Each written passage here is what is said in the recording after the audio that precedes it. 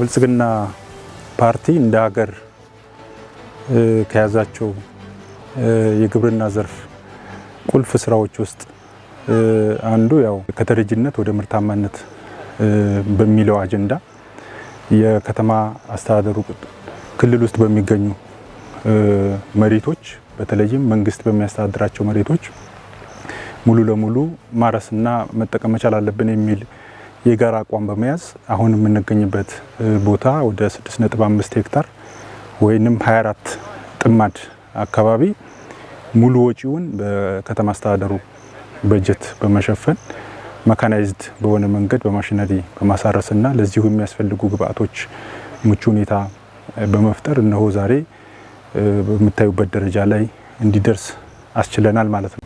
ዛሬ እዚህ መንግስት የተገኘ ነው። በዚህ በ2018 ዓመተ ምህረት ከተረጂነት ወደ ምርታማነት በመናደርገው ጉዞ ላይ ከተማ አስተዳደሩ እንደ መንግስት በራሱ ደረጃ ኢኒሺዬቲቭን ወስዶ የተዘራ ወደ 6.5 ሄክታር መሬት ላይ የተዘራ ስንዴ እየጎበኘን ነው የምንገኘው። እንግዲህ ከዚህ ስራ አኳያ እንደ ከተማ ብቻ ሳይሆን እንደ ሀገርም ተረጂነትን በማስቀረት በራስ አቅም የሚፈጠሩ ተፈጥሯዊ ይሁን ሰው ሰራሽ ችግሮች በሚኖሩበት ጊዜ የሌሎች እጅ ከመጠበቅ በራስ አቅም ችግሮችን የመቋቋም ብቻ ሳይሆን እንደ ሀገር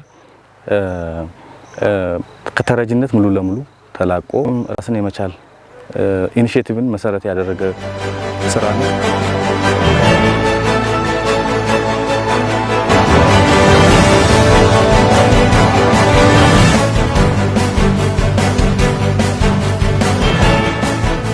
ጊዜ ከልመና መላቀቅ አለብን ብለን እናወራለን። በተግባር ደግሞ እንደዚህ አይነት ስራ ሰርቶ ተገቢውን የሆነ ምርት አምርቶ ምርት አከማችተን በችግር በሚገጥመን ጊዜ ከዛ ካከማቸነው ምርት አውጥተን መርዳት ስለሚያስፈልግ ይህንን ትኩረት አድርገን እየሰራን ያለንበት ሂደት አለ ማለት ነውና ይሄኛው በዋናነት እኛውን ይተካል ብለን ያሰብነው የተረጂነትን የምንላቀቅባቸው 3 መንገዶች አሉ።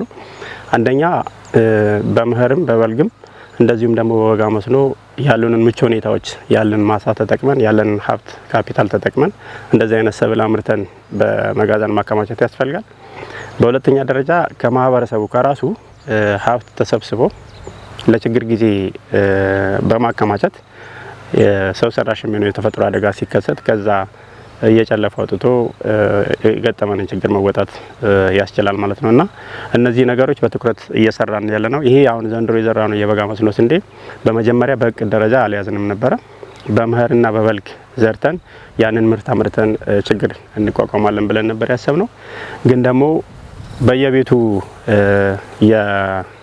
የማህበረሰቡን እርዳታ ከምንላምን መሬት አለ፣ ሀብት አለ፣ ውሃ አለ። ይህንን ሀብት አቀናጅቶ በመጠቀም ምርት አምርቶ ለችግር ጊዜ ማከማቸት ይቻላል በሚል ተነሳሽነት ሀሳቡን አቀረብን ለከተማው መንግስት።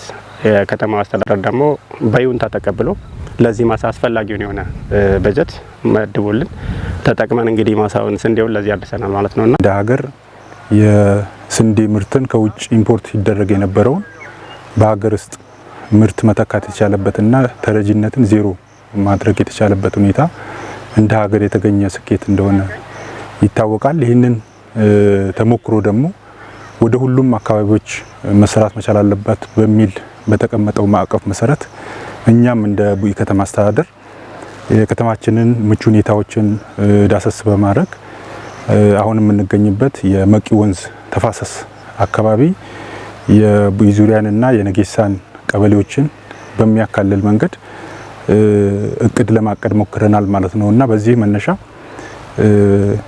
ወደ 30 ሄክታር የበጋ መስኖ መሬት መልማት ይችላል የሚል እቅድ ይዘን በስካሁኑ ወደ 31.5 ሄክታር መሬት ማልማት የቻልንበት ነው። ይሄ ጥቅል በአርሶ አደሮች ደረጃ እና መንግስት ጭምር እየሰራቸው ያሉ ስራዎችንም ታሳቢ ባደረገ መንገድ ነው እየተመራ ያለው ማለት ነው። እንደ መንግስት ይሄን የወሰነው ስራ ከወሰነው ተጨማሪ አርሶ አደሮችም ባሉን ከተማ አስተዳደር ውስጥ ባሉ አርሶ አደሩም ጭምር ይሄ ስራ በስፋት እየሰራው ያለ ስራ ነው። ከ30 ሄክታር በላይ አርሶ አደር ደረጃ እየተሰራ ያለ ስራ ነው። እንደ ፓርቲም ይሄኛው ስራ የተለየ ትኩረት ሰጥተን አንዱ ኢኒሼቲቭ ስራ እንደመሆኑ መጠን የተለየ ትኩረት ሰጥተን እየሰራ ነው ያለው ስራ ነው። ይሄኛው ስራ ራስን የመቻል አቅም በመረዳዳት ሂሳብ አርሶ አደሩ ከሚያመርተው ምርት በማሰባሰብም አቅም እየፈጠርን እንገኛለን።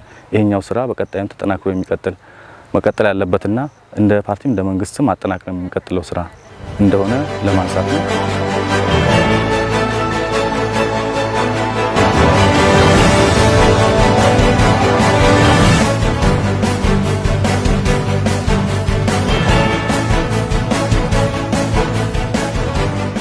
መጠኑ 6.5 ሄክታር ነው። ከዚህ መሬት እንግዲህ የሚገኘው ምርት በተገቢው ለሚገጥመን ችግር መሻገሪያ ይሆነናል ብለን ተስፋ አድርገናል ማለት ነውና ይህንን ይመስላል። በጥቅሉ እንደ ቡኢ ከተማ አስተዳደር በዚህ በበጋ ወቅት ያሉን ምቹ ሁኔታዎች ተጠቅመን 30 ሄክታር መሬት በበጋ መስኖ ስንዴ እንሸፍናለን ብለን እቅድ አቅደን ነበረ።